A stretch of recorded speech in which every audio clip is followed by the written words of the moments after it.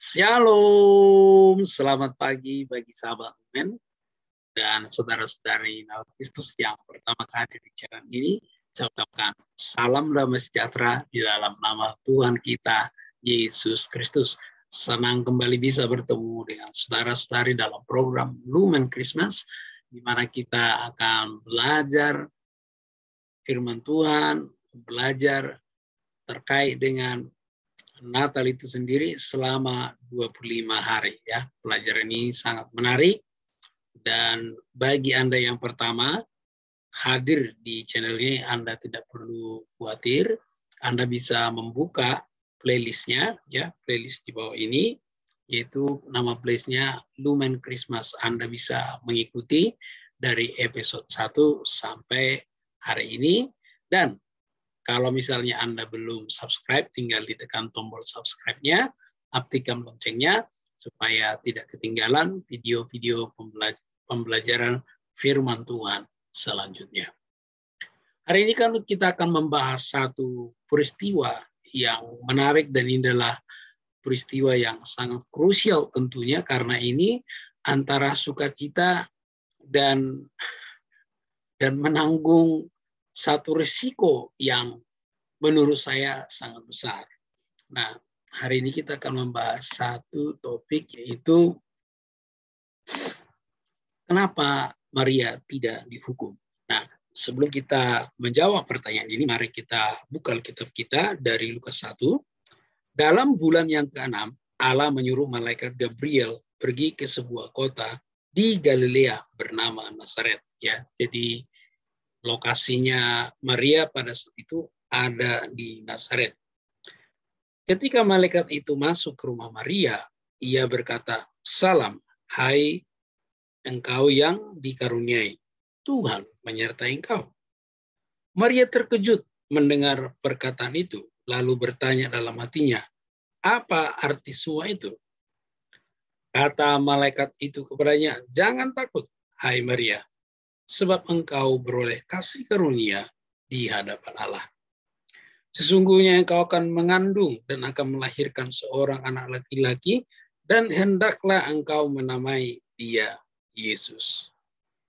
Ia akan menjadi besar dan akan disebut Anak Allah yang Maha Tinggi. Dan Tuhan Allah akan mengaruniakan kepadanya tahta Daud, bapa leluhurnya.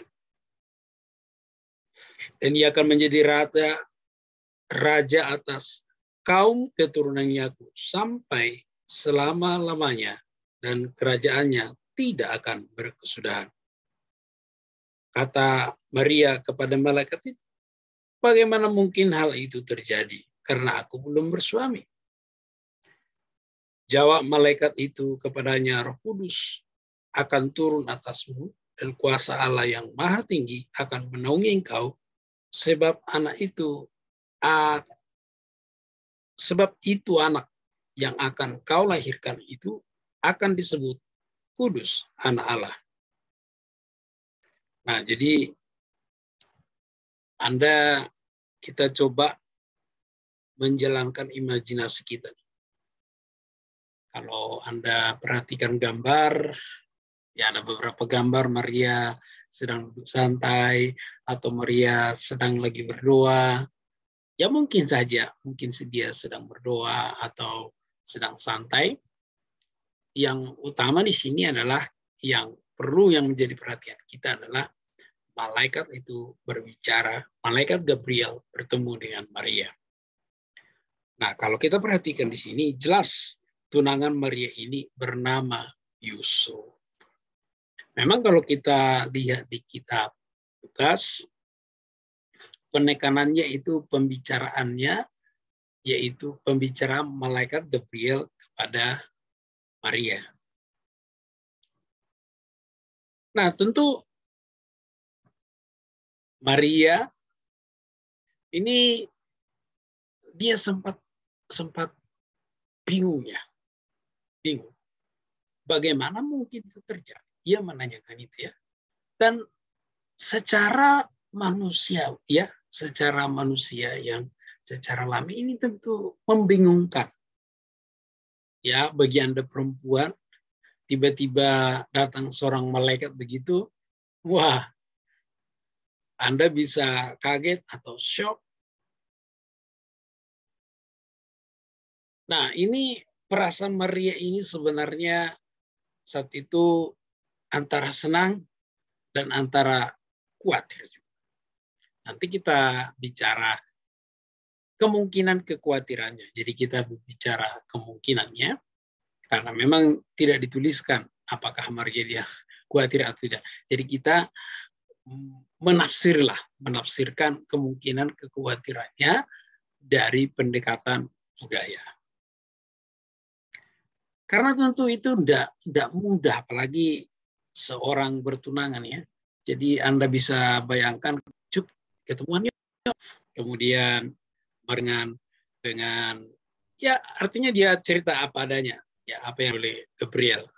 Ya mungkin Anda berpikir, wah mungkin Yusuf langsung berkata, puji Tuhan, tidak. Coba ini sekarang pihak laki-laki nih ya.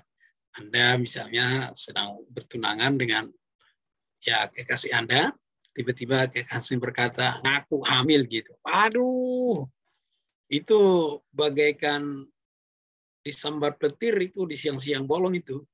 Itu seperti disambar geledek itu. Ini bukan berita yang mengenakan gitu. Makanya kalau kita buka di dalam Matius pasal 1,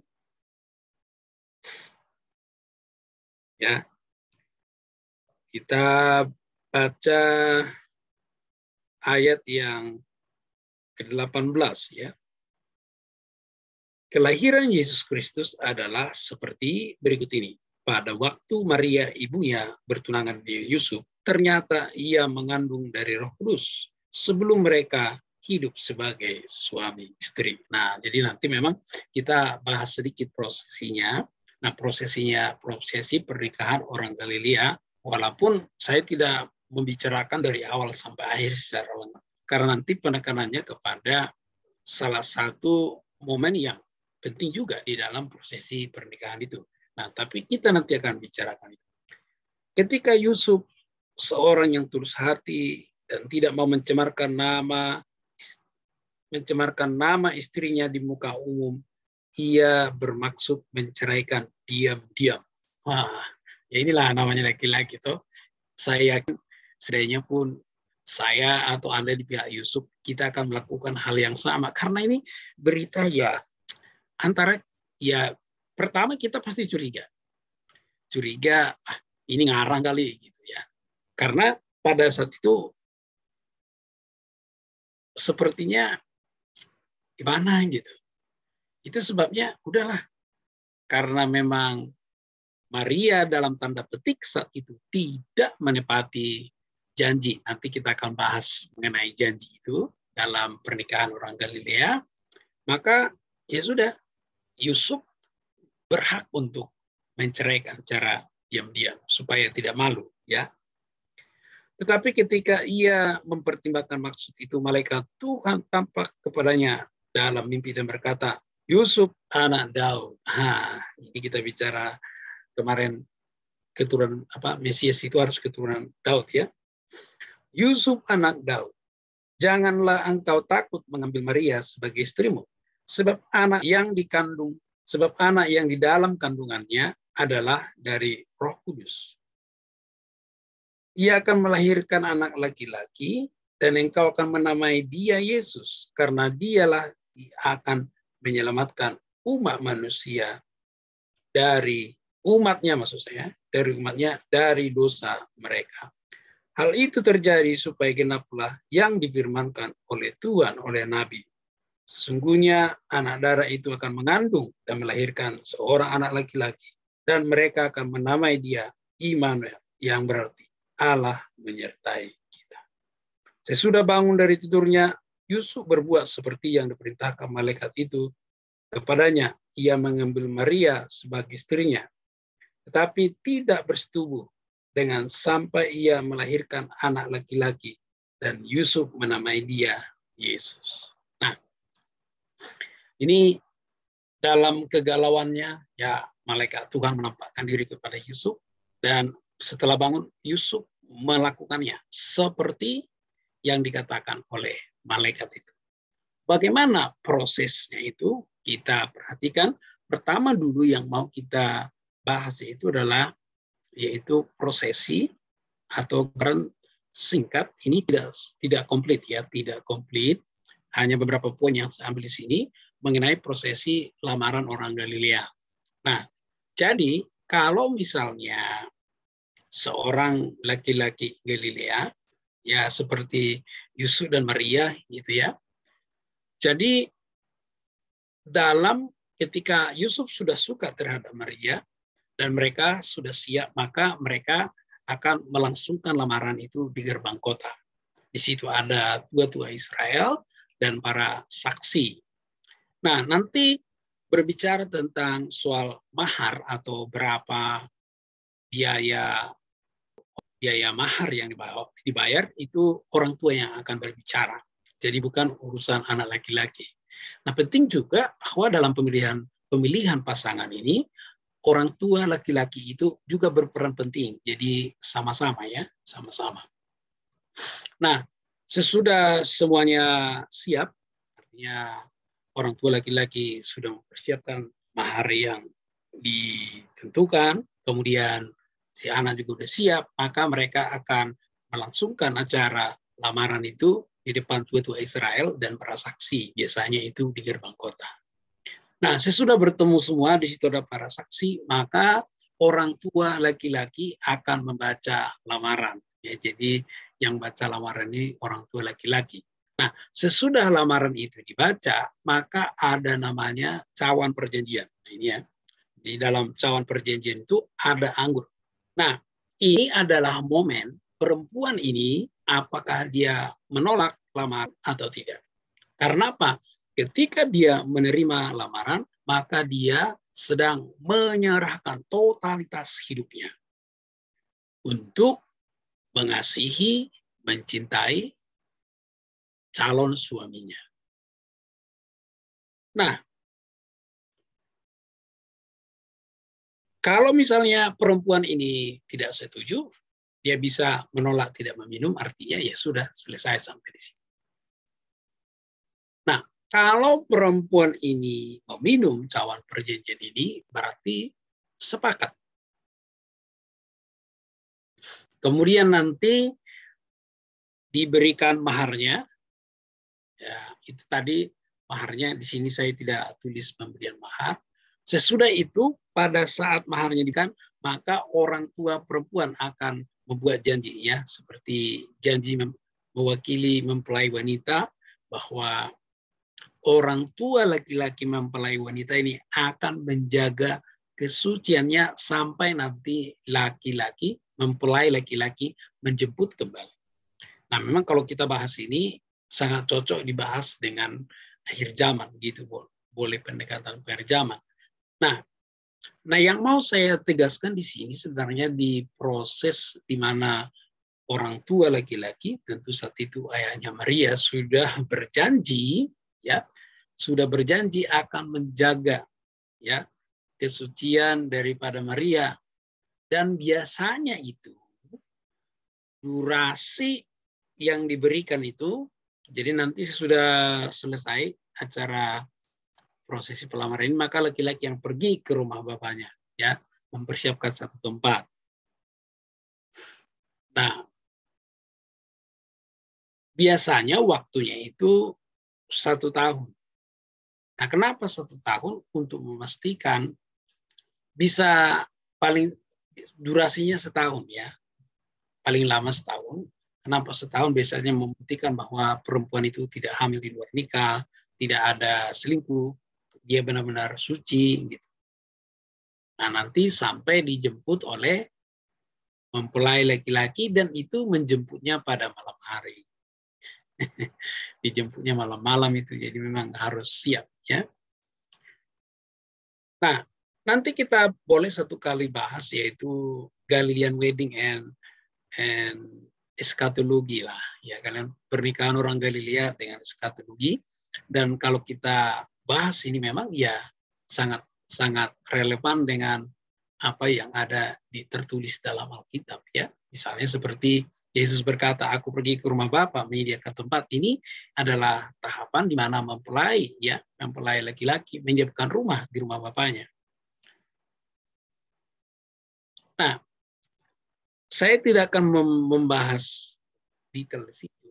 Nah, sekarang ini pada momen ini orang tua sudah berjanji, itu berjanji di depan pihak laki-laki, di depan tutua Israel dan para saksi. Nah, konsekuensinya kalau perempuan, ya, kalau perempuan ini, kalau mempelai perempuan hamil, maka dia wajib dirajam dengan batu. Dirajam dengan batu. Tapi kan pertanyaannya kan begini, kenapa sampai Maria tidak dihukum? Kenapa sampai Maria tidak dirajam? Saya tidak yakin seorang perempuan, ya, yang dia tahu bahwa dia hamil sebelum melakukan yaitu prosesi pemberkatan nikah, akan pedenya bilang hamil loh, hamil aku hamil loh, nggak ada yang begitu, ya.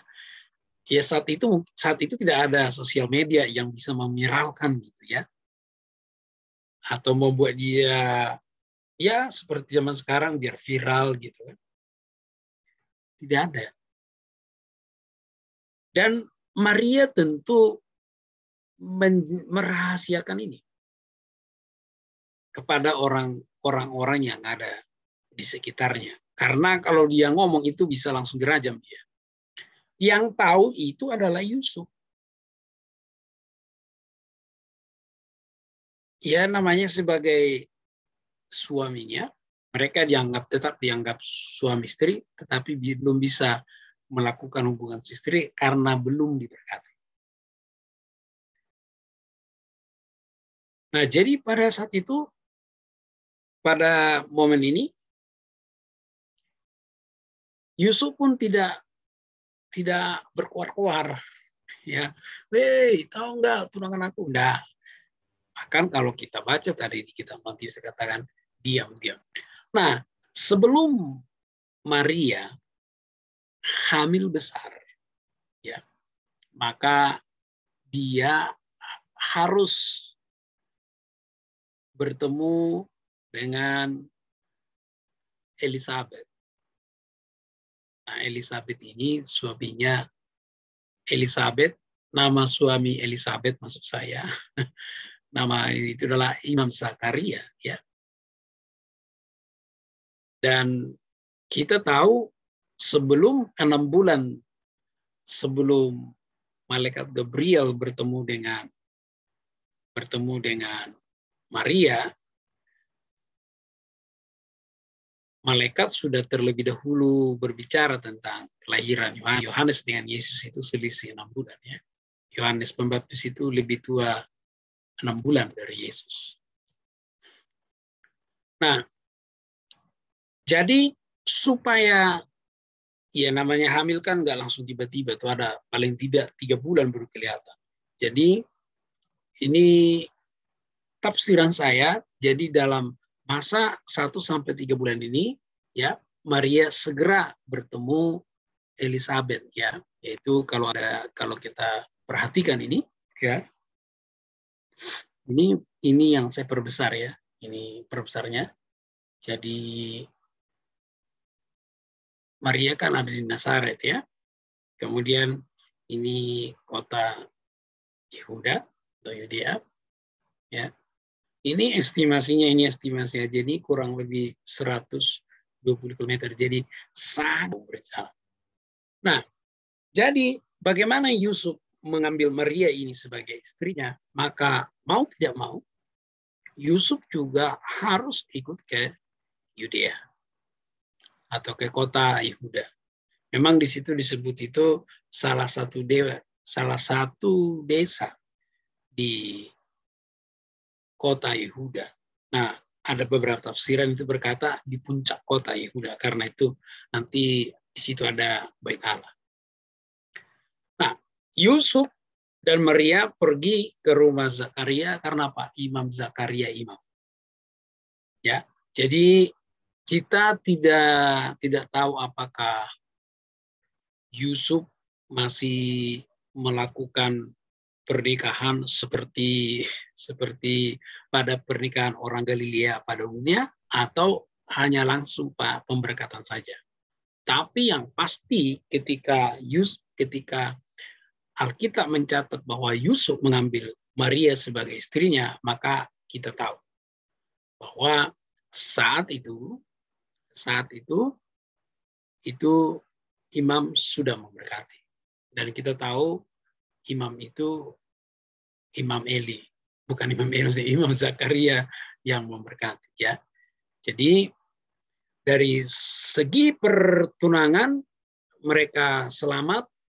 Kemudian dari segi gosip, ini jarak 140 km, kita tidak tahu secepat apa penyebar informasi pada saat itu. Nah, tentu bisa saja ada informasi gosip-gosip, bisa saja. Tapi yang utama pada saat itu, mereka sudah diberkati. Ya. Nah, hal yang perlu dicatat adalah kalau dalam ini masih proses lamaran, ya. Jadi nanti sesudah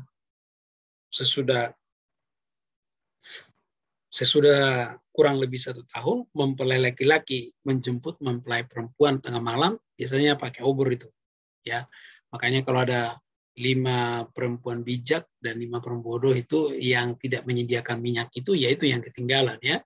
Jadi karena memang mempelai laki-laki itu datangnya tengah malam, dan pestanya itu pun diadakan tengah malam. Nah, begitu siap biasanya itu ditandu, ya. Oh iya ya, saya tidak tampilkan penandanya. Tapi tidak usah sampai lain kali gitu, Mas. Oke. Ditandu, kemudian nanti sampai di sana itu kemudian diberkati. Sesudah diberkati, ya, maka mereka masuk ke ruang khusus. Nah, ruangan itu dijaga. Nah, di situ biasanya mereka melakukan hubungan seksual. Nah, jadi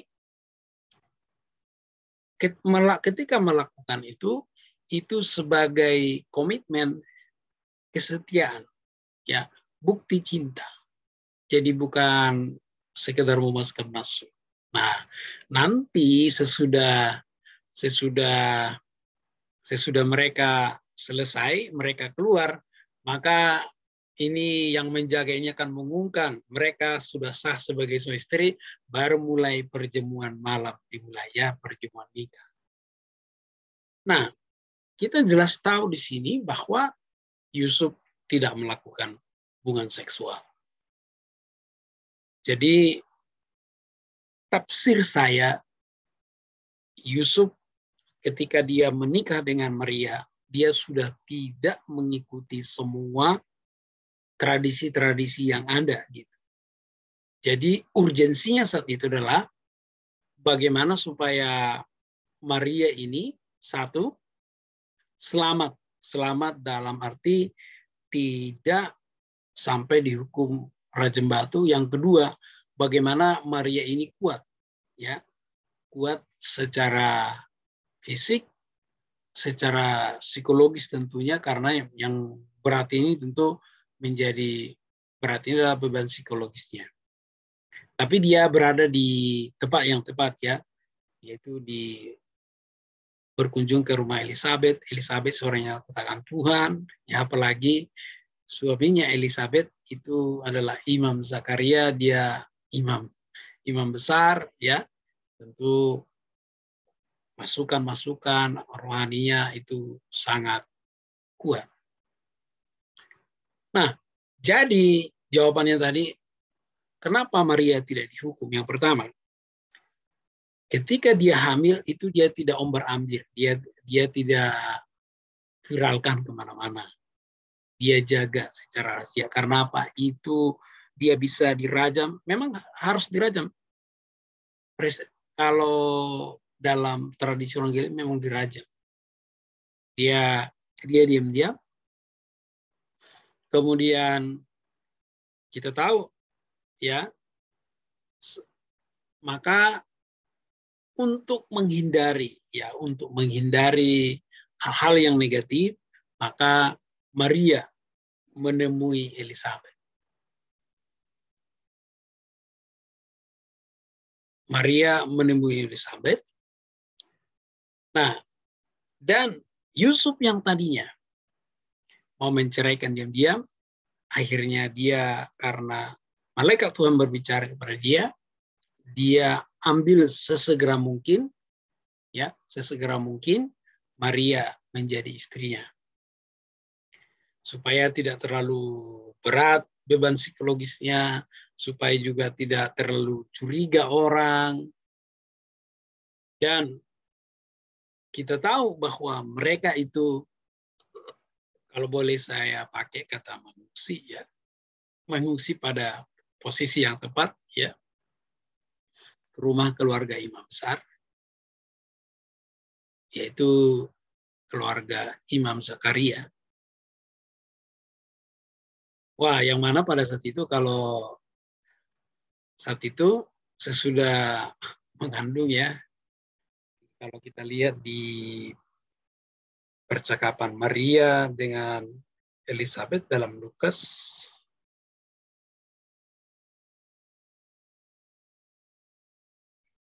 ayat 39. Beberapa waktu kemudian berangkatlah Maria dan langsung berjalan ke pegunungan menuju sebuah kota di Yehuda. Nah, beberapa waktu kemudian yang pasti ini sesingkat-singkatnya, jangan sampai 3 bulan, ya, seperti yang saya katakan tadi. Jadi sudah ada isinya ini, menuju ke pegunungan, ya, sebuah kota Yehuda. Nah, tafsir berkata di puncaknya pas, gitu. Di situ ia masuk ke rumah Zakaria dan memberi salam kepada Elizabeth. Ketika Elizabeth mendengar salam dari Maria, melonjaklah anak yang di rahimnya, dan Elizabeth pun penuh dengan Roh Kudus. Wow. Ia berseru dengan suara nyaring, diberkatilah engkau di antara semua perempuan, dan diberkatilah buah rahim. Siapakah aku ini sampai ibu tuanku datang mengunjungi aku? Wow. Jadi sekali lagi, tentu ini hikmat yang didapat oleh Maria. Kemudian satu lagi yang penting di sini adalah peran daripada malaikat Gabriel. Ya, itulah yang menyelamatkan Maria dari hukuman rajam batu. Luar biasa. Hari ini kita belajar tentang kenapa Maria tidak dihukum, padahal kan dia sudah hamil di luar nikah.